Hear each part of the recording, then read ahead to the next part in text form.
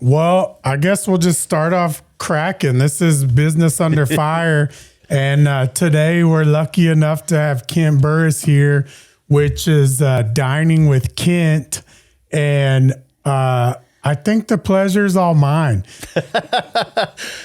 Not only because you drove 3 hours from Port Aransas to come here, but I think because of the channel and what you've been doing on there and how enjoyable it is to watch you do what you're doing. So you've got an authentic food platform that's now going throughout the country. The world. The whole world. The whole world. You're not a chef, not classically trained. You know, how in the world did all of this come about? Well, Tommy, I've always been a foodie, always. And I'm not a chef, but I'm a very good cook. So I've always had a passion for food. And what I'm doing in restaurants is the same thing I've been doing most of my adult life, except I just started a year ago on TikTok, started recording my, where I go and what I do and just basically everything that I'm doing when I'm at a restaurant. Why did you decide to pick up the phone and start recording what you're doing and eating? I started a TikTok page. It wasn't the Dine with Kent page. A couple of years before I started the Dine with Kent page. And it's Captain Kent. It's still up. It's on TikTok. And it was about Port Aransas fishing and restaurants in Port Aransas. It's all about Port Aransas. Mm-hmm. And then when fishing season ended, I was kind of running out of content. So I thought, well, I better start another page. And my other passion, other than offshore fishing, is eating and cooking and all that. So about a year ago, I started Dine with Kent. And then 6 months ago, I started an Instagram account, named it the same thing, Dine with Kent. And so I've been on Instagram for 6 months, and Dine with Kent's been on TikTok for a little over a year. Don't you think it's wild that you can post what you're passionate about and just be you and see where it's gone in the reach that it's gone in a year? I never would have dreamed it. I was just doing it kind of as a hobby. I never would have thought that it would take off the way it has. And I think what really has propelled it to the next level is people relate to me. I'm obviously, I walk into a place, I put my phone up against a glass of water or a napkin holder, and it's just real life what's going on. My conversations with the wait staff, the whole 9 yards, none of it is rehearsed. It's zero. And I was going to get into part of this later on, but the way that you react to people even saying, hey, your phone's on the water thing, like you're not filming this right. You're not. How do you answer to people that disagree and tell you things like that? It's fantastic. I just agree with them. If someone wants to tutor me on how to film something properly, I just let them do it. They don't realize who I am. I don't know how many times I've sat at a bar, with my phone and I get tutored on the camera angle or whatever. And I just go with it. I love it. I love it. It's interesting that people have something to say about everything, just nonstop. And I had asked you a couple weeks ago, what do you say when somebody's disagreeing or kind of throwing a little dagger at you? And your answer was, obviously you haven't been here before. And you really just kill them with kindness. Yeah. If someone makes a negative comment about, whatever, then I say, you must be new here. Welcome to my page. Yeah. Because she obviously is new to my page, because if I get accused of not being authentic or whatever, then that person obviously has no idea who I am. Yeah. You have a heart of gold for sure. And we'll get into that too later on what's been going on with these. I mean, or we'll do it right now. When I have been planning to meet up with you for a while, and I'm lucky we have a mutual friend. And that's really that's one of the ways I met you, how I met Ken, for people that don't know. And my dad's here in the live studio audience right now. But how I met Ken was I have a general manager named James that my dad and Ken both know, and he has a very dry sense of humor. and this True. was right about a year ago that Ken had started doing these videos. And Ken likes one of my restaurants, Seafood and Spaghetti Works.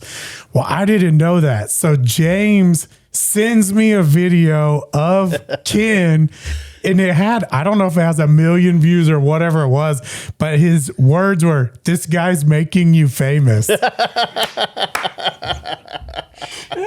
thought, who in the hell is this guy? And so I look, and it's Ken crossing the ferry, doing what you do to get to Port A.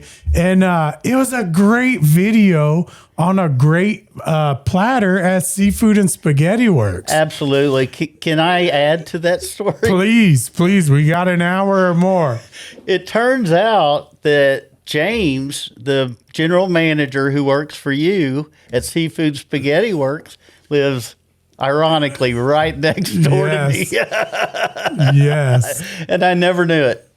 It was such an interesting thing to see that video. And of course, I didn't think anything of it. So I watched a couple more of your videos, and maybe as a audience on TikTok, we're looking for, well, what's this guy after? Where's he going? Is he going to criticize? Is he going to do this? And is he going to do that? And I'm in the restaurant business.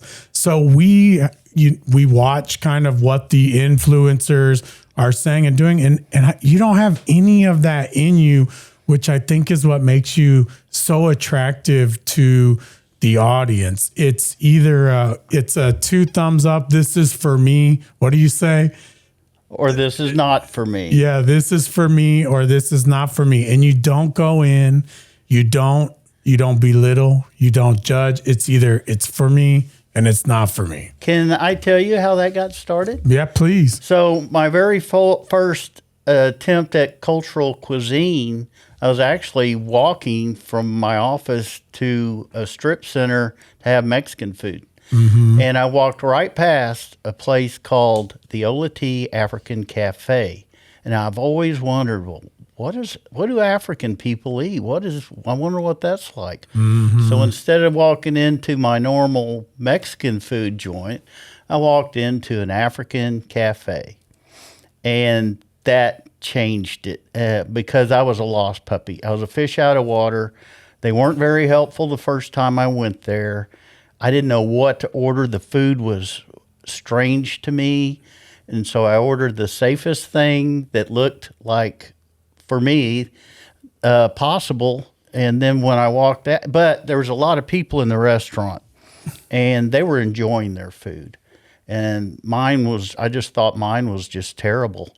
So instead of criticizing, I was out of my element. I was in their world. Mm-hmm. I was in an African, Nigerian, West African restaurant, and I decided not to be critical when I'm the one out of place. Yeah. So I just simply walked out, and I said, this wasn't for me. Yes. So then that video went viral. It got, 1.5 million, 2 million views or something. and I always read every comment. And I was reading the comments, and they say, "We love that. Do not over criticize. Mm-hmm. For me, not for me." And that's when it took off. Yeah, well, I love it because it seems like obviously food influencers, and this is from my perspective as the restaurateur, but food influencers have a platform for their content, and that content can be damaging to restaurants or it could be beneficial. And in your journey with what you're doing right now, it's neutral. And it is a beautiful thing to see, because I think you and I had this discussion, and it always comes down to, with us, I go from the bottom of Texas to the top, and sometimes into New Mexico. Where is the best Mexican food? And what I've determined is the best Mexican food is typically what you know and what you grew up with. Because the New Mexicans, with their green sauce, their red salsa, the way that they do things, they think that their Mexican food is the best that you can have. So a food influencer goes in there and says, oh, I don't like this, this, and this. Well, then somebody's not going to try it because of that person's opinion. So your neutral opinion on it's for me or not is I love it. Yeah, cultural cuisine, well, and even American cuisine is very regional. So, you get what they eat in the region. And I didn't know when I walked into the African place, I had no clue that Africa has 54 different countries. Oh, yeah. And they all have their own food. Yeah. How has your dining experience or habits changed in the past year since you started filming what you're eating? The first 6 months, it was really, I was doing a series on sports bars with good food. I remember. Local stuff, pizza, Cajun food in Louisiana. And I did not grow up in a world of diversity. Mm-hmm. So I grew up on that, that kind of food. And when I walked into the African place, it really changed my life. And I've been trying food from all over the world in Texas and Louisiana. And it's just been like a light switch going on and off. Are you finding cuisines on your journey that you are really, really liking and going, man, I need to go back to this place and try more? Are you getting to your new your local watering hole, so to say, that you keep going back there because you found something? And what would it be? Well, I've gone to so many that I can't just say there. Yeah, there are some cuisines that I do go back to. I like Indian food. I like Thai food. Nepali food is really good. But they're all so different. You can't compare them because they're just so drastically different. Different parts of the world. Yeah. Colombian food. And I don't have one cuisine that I just keep going back to. Mexican food. Yeah. That's the old days too, but I still do Mexican food. So when you want to go to lunch in Houston, you're based out of Houston during the week. When you want to go to lunch in Houston, what are you looking at on your phone?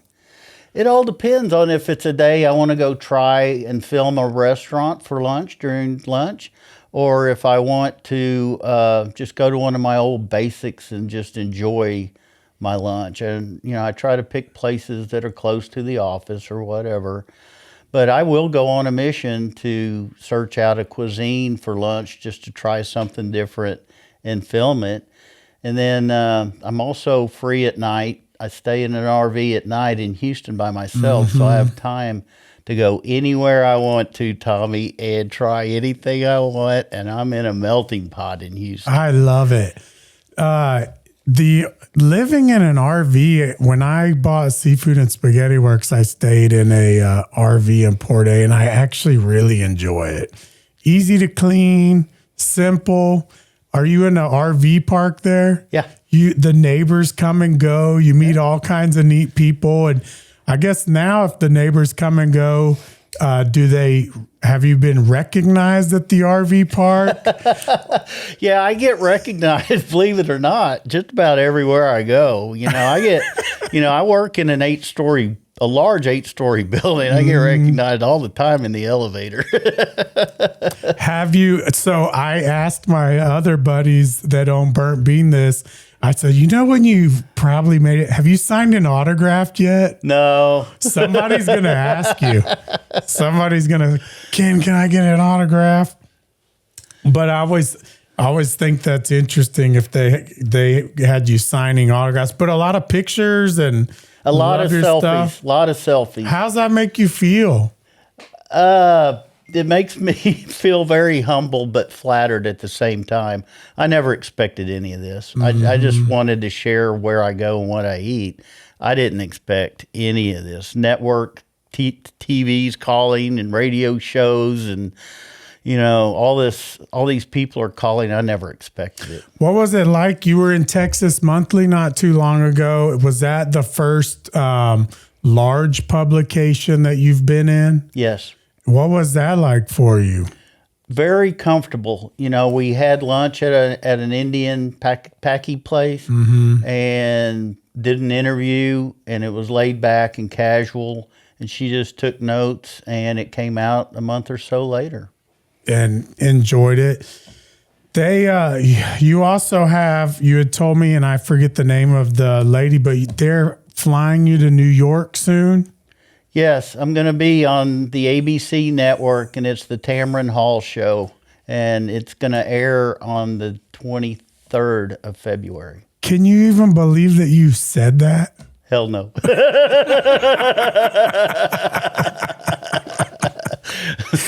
Isn't that wild? It is wild. And then you have another deal with the New York Times. Yes, the New York Times reached out to me right after ABC Network did. And so what we're going to do is we're going to show up the night before, and they're going to pick a restaurant for me, and I'm going to go to that restaurant, and the New York Times is going to meet me there, and we'll get dual coverage at the same time. Oh, it's going to be fun. And then the next day, we're going to film in the studio the actual broadcast show on the Tamron Hall Show. That's going to be so much fun. There's a chef that I watch that cooks for a sorority. I need to remember his name, but he's a very, he loves what he does. He only cooks for a sorority, and they flew him out. I think he's in Nevada, and it looked like he really enjoyed doing that. When did you start realizing you go from just filming what you're eating with your camera on a cup, just like that, just doing your thing? When did you start realizing, like, holy shit, this is catching on. This is weird. Right after the I did that African post that went viral, and then as I ventured into the uncomfortable world of cultural cuisine, just about every video I was going viral. And I think it's the authenticity. You know, this guy's for real. And I get told that every day. Plus, people want to know what other cuisines are like as well. I can't tell you how many times a day I get complimented or thanked by people that say, I never would have thought that I would have walked into an Ethiopian place in my life. I've never would have done it if you didn't open that door for me. Isn't that awesome? It is. I believe I told you that same thing with me. I'm a kind of a picky eater. And now, well, I did it with you at when we went and ate dinner. I would never eat, I think it was the fried oysters. Yeah, that's right. I would never eat it. And because of you, I ventured out. I'm like, all right, I'm going to have to try this. And it's not just with the fried oysters, but it's when I'm other place. I'm like, man, just try it and see what's what. But you're getting how many messages about people walking in and trying new things a day or a month? Hundreds. Yeah, my comments every day are hundreds and hundreds. And they how many people are asking you to go try new restaurants? I get invited to restaurants every day, several times. A lot of restaurants reach out to me, especially the struggling ones. Part of my platform is to help small businesses. Yeah. And when I see a small business that's in trouble, I go right there, like that day or the next day, and just try to help out. One of the things that I don't know if creators or influence, I mean, what label do you put on yourself for doing this? An influencer? I used to call myself a content creator, and that's pretty well what I go to, but people do call me an influencer. So I don't really have a label for what I do. And I've never really thought I would need one. Yeah. Well, one of the things that I realized with my first restaurant was how difficult the restaurant business is. And especially the past 2 or 3, 4, 5 years, you see, we call them operators, going in and out of business. And I think a big majority of that also stems from the operator. Not everybody's good at business. And you've been a business guy for several years. You run a gigantic company as a full-time job. So you know what it takes to actually make money on these jobs and on the projects that you do. Well, I didn't realize I had a landscape company for 20 years. And when I opened Beer House, within 3 weeks, I thought, holy crap, this is wild. The amount of money that goes in and out of a restaurant. And if you don't have butts and seats in your restaurant, it is a problem. Yeah, I've been 40 years in highway construction. And I have a friend that used to own a similar construction company who retired and bought a restaurant in Waco. And I was sitting down with him in his restaurant not long after he bought it. And I've always considered highway construction to be a hard business. And I was sitting down with him, and he said, this is the hardest I've ever worked in my life. The restaurant? The restaurant. Yeah. He said, I should go back to construction because this is hard. Yeah. Give me a pick and a shovel. I'm going back to landscaping. That's it. It's a really interesting shift for me because I came out of landscaping and construction. We built these airplane hangars here, but watching the restaurant business and the way it goes it takes me everywhere because it's all emotions. It's to get that food to the plate in front of you and to do it in a skillful manner is a challenge. And it takes just ordering the food from the vendor, which another thing that drives me crazy is when people say, oh, they just order from Cisco. Or, oh, they just order from Labatt Foods. Well, Cisco is just HEB. Cisco's just your shopping center. It has nothing to do with the quality of the food. And as a matter of fact, Cisco, Labatt, US Foods, they all have foods that kind of go from the bottom to the top, just like you'll get your local supermarket. But I was kind of steering towards your heart on these people that are struggling, and that's where I met you at in Houston. And that event, or whatever you want to call it, not only did it help the restaurant, it probably helped them that night a little bit, pretty well. Probably helped them for the next few weeks. But for me, going there with my buddies, it was fulfilling internally to my heart.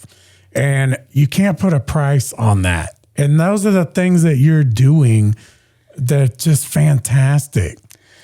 I just want to make it clear, though, that once I go to a business that's struggling and I leave, and you're right, business tends to pick up. But at that point, it is up to the restaurant to maintain their quality of food and their quality of service. I've gone into places with all the good intent in the world to help that business, and I go back 3 weeks later, nobody's there, Yeah. and their service, even to me, is just terrible.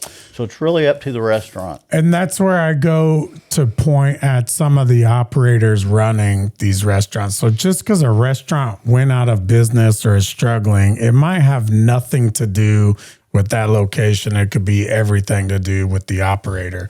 And I feel like a key in business, and you would know this, I think I have 230 employees. I don't know how many you have under you, but it's several hundred or 1,000. Yeah, just under 1,000. So would you agree that the key to a successful business lies in the people that are there?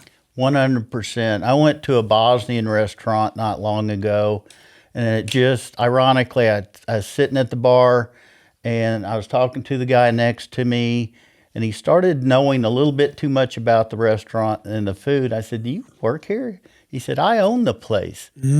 And he credited, when he was explaining the restaurant, he credited their success entirely on his staff. He never mentioned himself. Yeah. Talked about his staff. Well, it is the staff, and that would be the key to our success at the restaurant. And that's a juggling act in itself. You and I had this conversation about some of the restaurants and key people and great people. You know, Rhonda at Seafood and Spaghetti Works. You can't replace that lady. I know Rhonda very well. It does. The customer service does not get better than what Rhonda does. Agreed. She is. I mean, she's just a smile when you walk in, and it's consistent. It's every time. And I wish we could just have a little bit of Rhonda in every single dang employee we had. You know, we're talking about a restaurant, Seafood Spaghetti Works in Port Aransas, that is always busy. There's always a line, you know, and Rhonda handles the stress of demanding people at the bar to get her drinks in a very, very nice way. Yeah, she's been a pleasure. What are some of the other fun things that have happened since you started getting popular online? What's one of your favorite things that's happened to you? Meeting people, interacting, the human interaction. You know, my journey really started off turning into a cultural food journey, which really, it's not about the food hardly anymore. Well, it is, but it's really the culture and you know, interacting with the restaurant owners and the customers. And the human interaction is really what has really become a byproduct that's wonderful. Just enjoying meeting new people. Yep. That's great. Do you have people offering as a business what has TikTok and what you've been doing done for you? In what way? Is it, I mean, everybody thinks you hit this many videos, bam, you're going to get rich. And I don't want to dig into dollar amounts, but has it been beneficial? Is it paying for the food?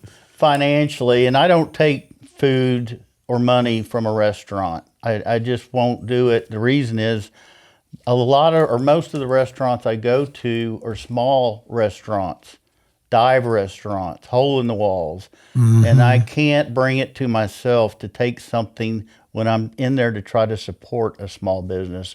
I'm not going to try to support them by taking something from them. Yeah. Do you see that ever shifting, or are you going to stand firm on that? I'm going to stand firm on that. Now, I do have a few contacts, and I'm working a few things to actually get corporate sponsored. So, you know, maybe I can leave my job at some point. Yeah. But yeah, I am looking into large corporate sponsorships that will pay me to go. I want to take the Dine with Kent show on the road. That would be so awesome. I have a buddy that is friends with that guy Fieri. Yeah. And it's one phone call, and he might be a way to get in. So I'll buzz him and see, but he is very good friends with him. But I would love to see you on the road doing that. Yeah, on the road, go to other countries. I get invited to India and South Africa and all these countries, but I am strapped to my desk. Yeah. Yeah. You got a good full-time job. So we need somebody to come rescue Kent. Rescue Kent. Let him retire. Let him do what he loves. Cisco Foods, if you're listening. We have some. Kent is for you. Yes, Kent is for you. He'll put it on his jacket. There's got to be somebody that would love to do that. And the only way to find somebody is through somebody. It's all networking, and there's got to be somebody that would love to do that. But you're going to have an interesting trip in the next few months or year navigating, who to listen to, what not to listen to. You're going to have a bullshit meter that works, Yeah. I pretty well have one of those. I have a brother-in-law that's a politician or an ex-politician. He's like, bing, bing, bing. So he's used to being under fire, Tommy. Yeah. And he's advising me as well. Good. What do they call the people that advise politicians? It's like their handler. I don't know. They've got it'd be like your PR representative. Right. Yeah, you're gonna have a PR representative. I don't think you're gonna find that person in Port A. No, not a town of 3,500 people. Yeah. I bet you because of you, a lot of people have started visiting Port Aransas too. Yeah, my original page was nothing but Port Aransas and fishing and restaurants like yours. And I think that a lot of people have gone to Port A. What do you love about Port Aransas? Fishing. Yeah. That's what drew me to Port Aransas. I've been going down there for 30 years, plus years. And it all started with fishing. For me, Port Aransas, and I had called my dad, who again's in the live studio audience, but when you drive over that bridge in Port Aransas, it's just like the stress just melts away. Absolutely. In about 2 months after I bought Seafood and Spaghetti Works, I told Dad, I go, well, this isn't a vacation anymore. You done brought work to the tourist town. Yeah. And then I doubled it with another restaurant. But I'll go, and what stinks is Port A really was my getaway, just relax, do nothing. So I will go into town and ignore the restaurants and just like pop in to eat. Don't even tell them you're there. Yeah, I won't, because that is my place to get away. Like next weekend, I'll be in Port A, but it's not a work trip, and it sucks because I love working. That's like I just like to work. I like to produce. I like to think of things. I like to build them. I like to get stuff done. That's just what drives me, one step at a time. And so Port A, it's a workplace, but it's a relaxing place less often for me now. But I'm a gigantic advocate for Port Aransas. What I like about it is that you can go there and just be yourself and nobody cares. What happens in Port A stays in Port A, and like I said, I've been going down for 30 years and now I made it my home. Yeah. I think you hit on this. I've got a question on, has food broken stereotypes for you, on what you like and don't like, and what your favorite new food that you found was what? I don't have one. I can tell you some that really stand out a little more than others, and I can tell you some that are good, but they're not my favorite. So the ones that really stand out are momos, Nepali momos, and Chinese dumplings are really good. I've grown fond of Vietnamese food. And but then you go into the African foods. Ethiopia has wonderful food. Who would have ever thought Ethiopia would have wonderful food? South Africa, it's not just about the food in South Africa. It's about the lifestyle and the culture. Those people are wonderful.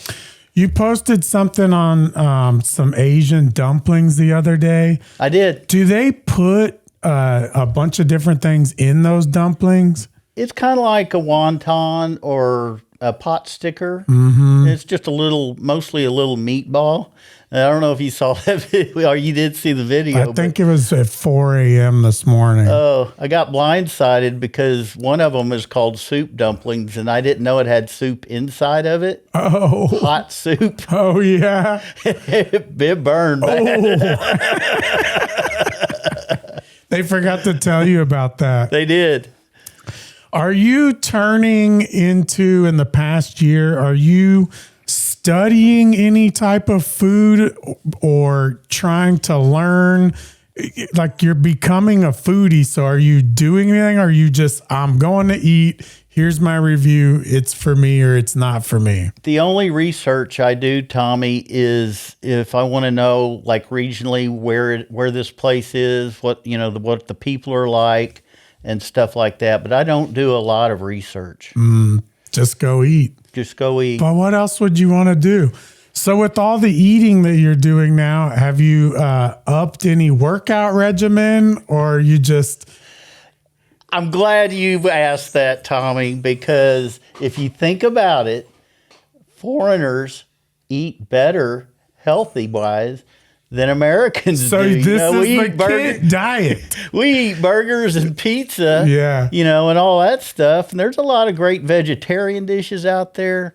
I think I've gotten healthier. Oh, good. What do you like to cook? You name it. I just got a South African cookbook. I haven't used any of the recipes yet, but I'm going to go through it and pick out some recipes for South African food. I've been barbecuing most of my adult life. Mexican food I cook. Chuck wagon type food I cook. Just anything and everything. James is going to be looking over the fence after this podcast. Ken, what are you cooking down there? Hey, speaking of cooking, Dad, will you hand me that box real fast? I got you a small little gift. Oh, no. That I want you to check out. And this is because of your heart. These things are near and dear to my heart. So there's you a little present. I want you to open that. See what's going on there.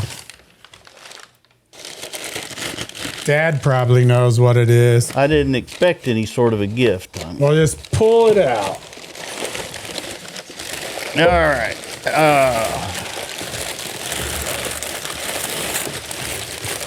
Drum roll, please. Oh, this is drum roll. That's awesome. So I'll go over this thing with you because that's not just a pan. Okay. These people are Randy and Margie. They're from Paint Rock, Texas. And they are the reason that I have Paint Rock coffee.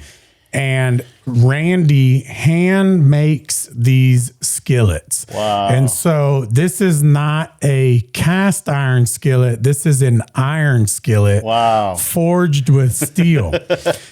Thank you, Tommy. And I love getting these as gifts, not only because of who makes it, but this is a lifelong pan. And if you look in the bottom, they put your name in it. Oh my gosh, it does. And so it says Kent. So this is a nice gift for people that love to cook, and it is from some of the sweetest people you will ever meet. I like this style of skillet because the sides are somewhat laid back as opposed to a vertical side. So it's easier to cook on. So thank you, Tommy. I appreciate that. You're welcome. What I like to do with this guy is you can sear the meat on here and then just throw it in the oven. And That's so awesome. It gets a nice sear, 10, 15 minutes in the oven, boom, it's done. And so these guys are wonderful folks. I have a really interesting story, and we'll just tell it on this pan. So I had asked Randy and Margie, I said, hey, can you make me one of these pans? And I want to try it in the commercial setting. And they said, yeah, sure. So they made me a pan. And we took it to Seafood and Spaghetti Works. And about a year and a half later, I'm looking for this pan. Have I told you this, Dad? No. So about a year and a half later, I'm looking for this pan because these pans are handmade by a guy that takes a lot of labor. These are nice pans. So I'm looking, I don't find the pan. So I thought, very interesting. It grew legs and walked off. Somebody took it home. So I'm sitting at the ranch one day and Daniel walks in with a rusted pan. And it's the pan that was at Seafood and Spaghetti Works. And I said, where did you find this pan? I was just looking for it. And he goes, well, we were moving some of the kitchen stuff and it was up in the ceiling because they were working on the AC. Somebody had put the pan up there and they had forgot to take it. Oh, wow. So I called Margie because every pan I get has a name on the bottom of it. And I said, Margie, why would I have a pan at the ranch that has no name on the bottom of the pan? And she goes, Tommy, for the life of me, I just can't figure it out. So I told her that story and I said, can you stamp ranch pan on this thing? And she goes, yeah. So that pan made it to the ranch. That's and now awesome. We have it. But I wanted to get you that because I know you like to cook and I've heard some of your stories and I think you'll enjoy cooking with that and you will have that the rest of your life. Well, thank you very much. I appreciate it. So what other questions do I have for the TikToker?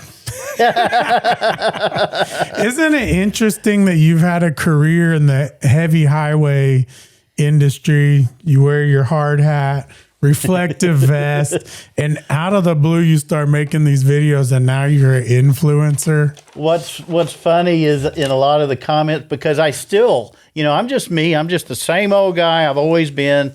I'm a highway worker, Tommy. Yeah. I always have been. And so I have my favorite jacket is a high visibility jacket. Oh, yeah. I've seen it. And yeah, and I wear it sometimes because I'm wearing it anyway. I don't dress special. So I'm wearing my high visibility jacket in a restaurant. And people think I'm a retired crossing guard at an elementary school or something like that. Well, when you hit the big time and you're touring the U.S., you should just tell people, I retired from being a crossing guard. Yeah. That's what I tell people I do when they ask, and I just say, well, I mow grass. There you go. Because that's what I did forever. And that usually ends the conversation pretty quick. They feel sorry for me, which is fine. I love mowing grass. And I think part of my story is like, if it all fails tomorrow, I could go mow grass. Yep. But then I also tell people, Kent, if I call you and I say I need to mow your grass, buddy, I need to mow your grass. I need to mow your grass. Yeah, I didn't ask for a handout, but I need to mow your grass. That's a nice way of saying, I'm coming to mow your grass. Yes, yeah. Check under the mat, please. Yeah. But you'll get a good job. So, that's interesting. So what do you think, what do you think the next 3 to 5 years look like for you? This has all moved very fast. Gut feeling is retire from highway construction. That's just my gut feeling. And do this and take it on the road. I would love to see that for you, man. You're going to eat anyway. And what better way to spend the last quarter of your life eating at places and trying new things. And I'm 45, but as we get older, it's like, man, this is coming to an end, and it's a eye-opening thing to see. And so I would love that for you. So let's get Kent on tour. Somebody needs to come pick this up. I wish we had a production company and say, let's go. But then you have to sell it to somebody. Right. So it takes a whole lot, but somebody's going to pick it up. The final questions that I ask people before we go stuff our face at Burnt Bean, which is going to be good. That's not a new cuisine for you, barbecue. But we're going to Burnt Bean, and I'm going to film it, and we'll see how it is, because I have a favorite barbecue joint already. You do? I do. Which one is it? Do I have to say? It's Louis Mueller's in Taylor. No, you don't. Well, no, you don't have to say, but we want to try it. So, Burnt Bean is, they're two of my buddies, but the barbecue, I feel like, sets the bar for barbecue. And there is a brisket that I like maybe a little bit more than Burnt Bean, but they're so close. And what I did for them is I've taken that barbecue from Burnt Bean and gave it to the folks in Lubbock, and I've taken their food back so they could all try it. Yeah. What I always like to ask people, what advice now, Kent, that you've had a great career on the highway, and this is kind of a pivotal change for you, but what advice would you give your 20-year-old self now? I would say this, and this is just really, it's life in general, but if you want to grow your career and keep moving forward, and I started social media from nothing. I learned it on Google and YouTube. I've done it all myself through learning curves, and stay above your comfort zone. Not much. Stay a little above your comfort zone, and you will be successful. That is good advice. Get a little bit out of your comfort zone. Did you even know how to edit videos? I didn't know anything. And it's my first videos, Tommy. You can go way back.